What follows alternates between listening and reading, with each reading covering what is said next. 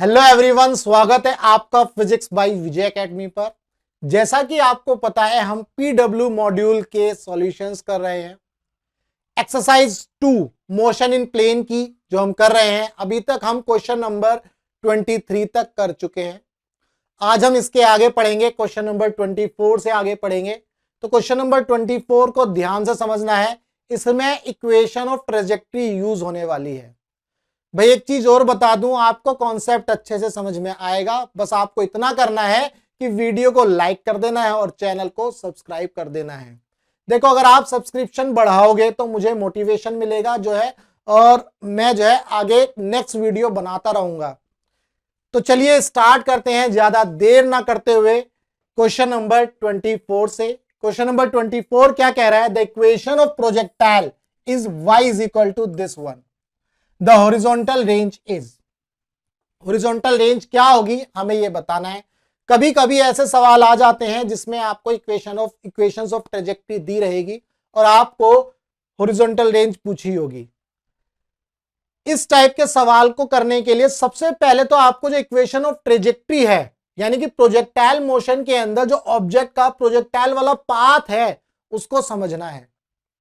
उसको समझने के लिए हम यहां पर स्टार्ट करेंगे। सबसे पहले कॉन्सेप्ट को अगर समझना है तो मान लेते हैं ये बॉल है या ऑब्जेक्ट है, इसको हमने प्रोजेक्टाइल मोशन में इस तरह से फेंका।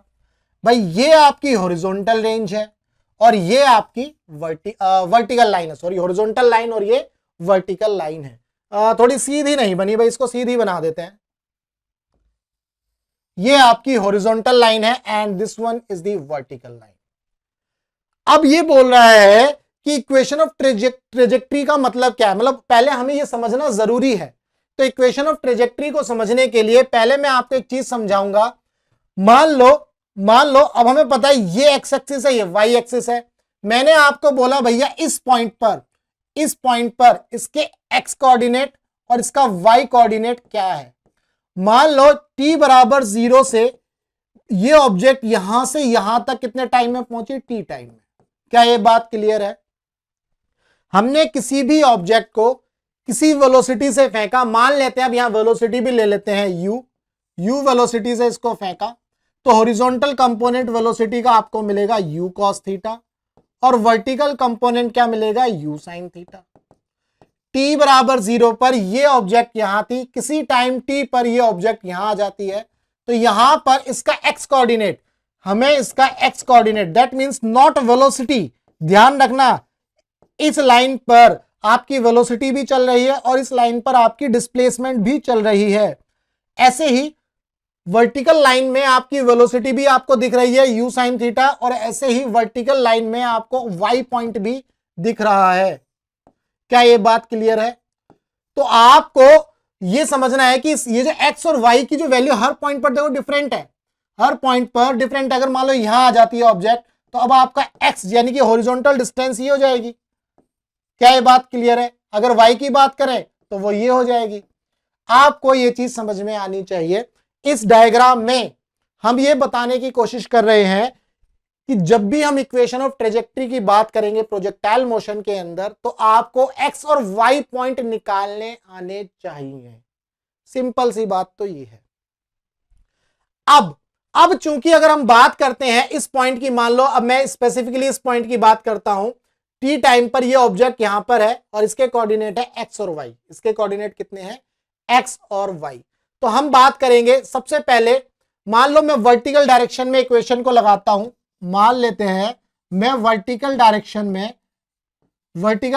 में इक्वेशन लगाऊंगा, इक्वेशंस ऑफ मोशन। तो वर्टिकल डायरेक्शन में कितना डिस्प्लेसमेंट हुआ है भाई? y। वर्टिकल डायरेक्शन में कितना डिस्प्लेसमेंट हुआ है? y। अब आपके पास वर्टिकल डायरेक्शन में इक्वेशन लगाओ, तो कौन सी इक्वेशन लगाएंगे हम? इक्वेशन ऑफ मोशन की second equation, s is equal to ut plus half a t square. तो वर्टिकल डायरेक्शन में जब मैंने लिखा y, अब इनिशियल वेलोसिटी वर्टिकल डायरेक्शन में कितनी है? u sin theta. ये ऑब्जेक्ट कितने टाइम में यहां पहुंच गए? t टाइम में, प्लस हाफ। अब जो a है, अब ये जो a है, इस a की जगह क्या आएगा? g। भाई g किस डायरेक्शन में? नेगेटिव डायरेक्शन में। g हमेशा डाउनवर्ड एक्ट करता है, तो इसीलिए माइनस जी ले लिया मैंने, ए की जगह जी आ गया। अब इसके बाद टी स्क्वायर, दैट मीन्स ये आपका टी स्क्वायर। क्या ये बात क्लियर है? क्या यहां तक की बात क्लियर है? बहुत बढ़िया। ये हो गई आपकी इक्वेशन नंबर 1, ये हो गई आपकी इक्वेशन नंबर 1। हम अभी यूज करेंगे। अब इक्वेशन नंबर 2 को मैं यहां लिख लेता हूं स्पेस ना होते हुए। देखो अब हम x की बात करें तो हॉरिजॉन्टल डायरेक्शन में कितना डिस्टेंस है x। ये डिस्टेंस हम अगर निकालना चाहें तो कैसे निकालेंगे? Velocity into time. तो वेलोसिटी कितनी है? u cos theta into T. क्या ये बात क्लियर है? भाई मुझे x भी तो देखना है, भाई मुझे x भी तो देखना है। x कितना हो गया? u cos theta into T. तो यहां से आप क्या करो, t की वैल्यू निकाल लो। आपको t एलिमिनेट करना है क्योंकि हम चाहते हैं ये इक्वेशन ऑफ ट्रेजेक्टरी x और y के टर्म्स में ही रहे, जैसा कि आपको इक्वेशन में दिख रहा है। तो हम यहां से t को एलिमिनेट करने की कोशिश करेंगे, ये आ जाएगा x upon u cos theta. क्या ये बात क्लियर है? अब ये हो गई आपकी इक्वेशन नंबर 2। इस 2 की वैल्यू को उठा के 1 में रख दो, तो यहां से y आ जाएगा u sin थीटा और t की जगह हम रख देंगे x अपॉन में u cos theta plus, not plus, अब हम डायरेक्ट करते हैं, इसको माइनस कर देते हैं, माइनस हाफ और ये आपका माइनस हाफ और ये आपका g हो गया और टी स्क्वायर मतलब एक्स स्क्वायर अपॉन में u square cos square theta. क्या यहां तक की बात क्लियर है? बहुत बढ़िया। अब हमें यहां पर रेंज निकालनी है, तो बेसिकली मैं इस इक्वेशन को इस तरह से एलिमिनेट करूंगा या इस तरह से लेकर के आऊंगा ताकि मुझे इस इक्वेशन में कहीं ना कहीं रेंज मिले। अब वो कैसे मिलेगी? रेंज हमें निकालनी है तो हमें कैसे देखना होगा? आपको पता है रेंज का फॉर्मूला क्या होता है, मैं यहां लिख रहा हूं, ये होता है u square sine 2 theta upon में जी। ये आपको पता है। अगर मैं इसको थोड़ा सा और ज्यादा एक्सटेंड कर दूं तो ये होता है u square 2 sine theta cos theta upon में जी। भाई यही तो रेंज का फॉर्मूला होता है। अब बेसिकली इस इक्वेशन ऑफ ट्रेजेक्टरी को मैं रेंज की फॉर्म में लिखने वाला हूं, क्योंकि आप इक्वेशन ऑफ ट्रेजेक्टरी से ही तो निकालोगे हॉरिजॉन्टल रेंज। देखो क्वेश्चन में दिया हुआ है, तो मैं इसको रेंज के फॉर्म में निकालने वाला हूं। अब यहां देखो इस इक्वेशन में जब आपको रेंज के फॉर्मूले में आपको साइन थीटा भी मिल रहा है, कॉस थीटा भी, तो यहां पर आपको कॉस थीटा है, यहां साइन थीटा अपॉन में कॉस थीटा है, तो ये जो साइन थीटा वाली टर्म है वो एक साथ होनी चाहिए, हमें एक साथ लेनी है ये। तो मैं क्या करूंगा, y इज इक्वल टू, देखो ये कितना हो जाएगा u और ये हो जाएगा tan theta, sine theta upon में कॉस थीटा, ये u से u कैंसिल हो जाएगा, तो ये आ गया x टेन थीटा, ये आपका आ गया x टेन थीटा। क्या यहां तक की बात क्लियर है? अब आपको x टेन थीटा मिल गया, माइनस हाफ, ये हो गया आपका g, ये हो गया आपका x स्क्वायर अपॉन में u square cos square theta. मैंने क्या किया, ऊपर नीचे साइन स्क्वायर थीटा से मल्टीप्लाई किया, न्यूमरेटर और डिनोमिनेटर में मैंने साइन स्क्वायर थीटा से, not sine square theta, sine theta से ही मल्टीप्लाई करेंगे, not sine square theta, sine theta से ही मल्टीप्लाई किया, साइन थीटा अपॉन में साइन थीटा। क्या ये बात क्लियर है? अब मैं यहां पर क्या कर सकता हूं, y is equal to x tan theta minus half G. यहां से हम क्या कर सकते हैं, ये एक्स स्क्वायर है ही हमारे पास, u square cos square theta, इस कॉस स्क्वायर को ब्रेक कर दो, मैंने इस तरह से लिख लिया एक्स स्क्वायर अपॉन में यू स्क्वायर, ये कॉस थीटा लिखा, इसके साथ साइन थीटा ये वाला लिख देता हूं मैं, और जो इसका कॉस थीटा बचा है इसके नीचे लिख दूंगा साइन थीटा अपॉन में कॉस थीटा। क्या ये बात क्लियर है? तो उम्मीद करता हूं आपको ये चीज समझ में आ गई होगी। कॉस थीटा को दो हिस्सों में तोड़ दिया, कॉस थीटा तो कॉस स्क्वायर थीटा, तो एक कॉस थीटा मैंने साइन के नीचे रख दिया और ये वाला साइन उठा के इसके साथ रख दिया। क्या ये बात क्लियर है? बहुत बढ़िया।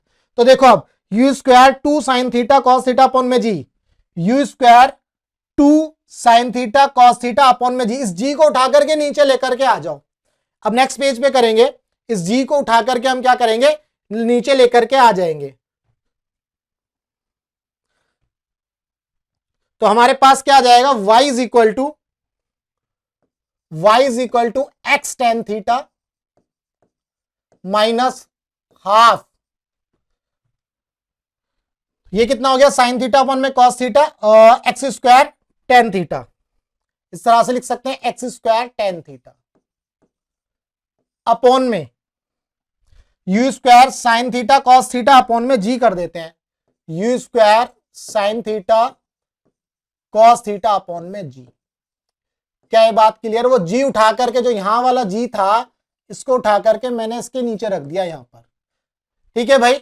अब यहां से हम लिख सकते हैं y is equal to x tan theta minus, तो ये हो जाएगा हमारा एक्स स्क्वायर टेन थीटा। अब ये क्या बन गया? ये आपकी रेंज हो गई, दिस इज रेंज। क्या ये बात क्लियर है? ये आपकी इक्वेशन ऑफ ट्रेजेक्ट्री रेंज के फॉर्म में आ गई। जब ये इक्वेशन ऑफ रेंज के फॉर्म में आ गई, अब हम इस इक्वेशन को कंपेयर कर लेंगे क्वेश्चंस के साथ। क्वेश्चन में क्या है? 16x minus 5x square by 4। Question में दिया है y is equal to 16x minus 5x square by 4, 5x square by 4। तो यहां पर हम इसको अब इस तरह से कर लेंगे। देखो ये तो x आपको मिल रहा है, तो इसका मतलब टेन थीटा आपको मिला 16, टेन थीटा आपको कितना मिल गया? 16। क्या ये बात क्लियर है भाई? x आपको मिल गया तो ये वाला आपका क्या मिला? 16। क्या ये बात क्लियर है? तो टेन थीटा आपको 16 मिल गया। अब इसको कंपेयर कर लो, टेन थीटा अपॉन में r इज इक्वल टू, देखो ये एक्स स्क्वायर है तो ये एक्स स्क्वायर है, तो टेन थीटा अपॉन में r पूरा का पूरा किसके इक्वल हो रहा है? 5/4 के, 5/4 के आ गया। टेन थीटा हमने निकाल ही लिया, 16/r, 16/r that is equal to 5/4। तो r हम यहां से निकाल लेंगे, r कितना आ जाएगा? ये इधर आ जाएगा, r इधर आ गया, तो यहां से 16 चौके 64, 64/5, 64/5, 64/5। इसको सॉल्व कर लेंगे, 5 1 जा 5 और ये आ गया 5 दूनी 10, फिर 4 बचा 12.8 मीटर, 12.8 मीटर। क्या ये बात क्लियर है? इसको कैंसिल करोगे तो 5 1 जा 5, ये 14 हो जाएगा, 5 2 जा 10, फिर 4 बचेगा, 0 ले लोगे, 5 8 जा 40। क्या ये बात क्लियर है? तो ये आ गया 12.8 मीटर। तो रेंज हमारी आ गई 12.8 मीटर। तो उम्मीद करता हूं आपको जो है इक्वेशन ऑफ ट्रेजेक्ट्री निकालनी आ गई, कि मतलब इक्वेशन ऑफ ट्रेजेक्ट्री को हम किस तरह से फाइंड आउट करते हैं और उसको रेंज के फॉर्म में किस तरह से रखते हैं। हमने यहां पर जो है इसी कॉन्सेप्ट को यूज किया है कि जो इक्वेशन ऑफ ट्रेजेक्ट्री को जब हम रेंज के फॉर्म में पढ़ेंगे तो वहां से हम रेंज किस तरह से निकाल सकते हैं। उम्मीद करता हूं आपको ये कॉन्सेप्ट जो है अच्छे समझ में आ गया। तो इस क्वेश्चन का आंसर आपको मिला 4। क्या ये बात क्लियर है? अगर आपको ये कॉन्सेप्ट अच्छे से समझ में आ गया तो भैया वीडियो को लाइक कर देना और चैनल को सब्सक्राइब जरूर कर देना, क्योंकि मुझे बहुत मोटिवेशन मिलेगा। जैसे जैसे सब्सक्राइबर बढ़ेंगे तो मैं और ज्यादा वीडियो बनाता चलूंगा। तो चलिए अब आगे बढ़ते हैं क्वेश्चन नंबर 25 की तरफ। ये था क्वेश्चन नंबर 24। क्वेश्चन नंबर 25 में बेसिकली जो रेंज होगी, रेंज का कॉन्सेप्ट यूज करना है। क्वेश्चन बोल रहा है if 4 balls A, B and C are projected with same speed। 4 ball हैं A, B और C और D, उनको सेम स्पीड से फेंका है, लेकिन एंगल ऑफ प्रोजेक्शन डिफरेंट है, 15 degree, 30 degree, 45 degree and 60 degree with the horizontal respectively। The 2 balls which will fall at the same place will be। 2 ball जो है सेम प्लेस पर गिरेंगी। अगर 2 बॉल सेम प्लेस पर गिरेंगी तो हमें यह देखना है वो 2 बॉल कौन सी होंगी। अब आपको यह पता है जब हम प्रोजेक्टाइल मोशन में पढ़ते हैं, सेम प्लेस पर गिरने का मतलब है भाई, सेम प्लेस पर गिरने का मतलब है हवा में थोड़ी गिरेगी। सेम प्लेस पर गिरने का मतलब है इस पॉइंट पर। मान लो ये फर्स्ट बॉल है, इस पॉइंट पर गिरी। अब जो दूसरी बॉल है उसको भी हमने किसी एंगल पर फेंका, वो इस तरह से गिर गई। क्या ये बात क्लियर है? तो 2 बॉल जो है सेम प्लेस पर गिरेंगी, इसका मतलब ये है इन दोनों बॉल की जो हॉरिजॉन्टल रेंज है, इन दोनों बॉल की जो हॉरिजॉन्टल रेंज है वो क्या होनी चाहिए? सेम। अब आपको पता है हॉरिजॉन्टल रेंज का जो फॉर्मूला होता है वो क्या होता है? U square sine 2 theta upon में g, u square sine 2 theta upon में जी।